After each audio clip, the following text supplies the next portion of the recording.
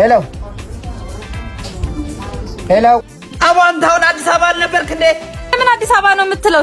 አረቀም ሙሉ ተኛ ስትባል ቅመቅመ እኛ መከራችንን ታበላናለህ እንዴ? ምን ነው ባድካል? አንቺ አራቀም ምናምን ታያለሽ። እኔ ለራሴ አዲስ አበባ ሄጄ እቴል የፈለኩ አንዴ ከረምኩት በኔ ቤት። አቦ የምኔት ትላለህ አቱ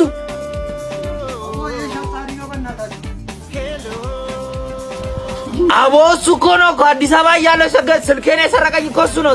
አንተ ምን አይነት ፈታላ ነህ? በእናትህ ይሄ ጓደኛ አይደለም። አንቺ ባልሽ ንገሪው እስቲ በእናትህ። ልጅ ነህ አልክ ሚስቴ ልክር ነው ጭራሽ። እኔ እኮ እዛ አዲስ አበባ እኮ እንደምታስቡት አይደለም። ለካ የሁሉ አዲስ አበባ መጥቼ የሁሉ ስቃይ የበላሁት በራሴ አይምሮ የፈጠርኩት ነገር ነው። ምክንያቱም ደግሞ 4 ቀን ሙሉ ወዳጄ ከክፍለ ሀገር መጣ ብዬ እሱም ፏል አረጎ ስጄ ነው።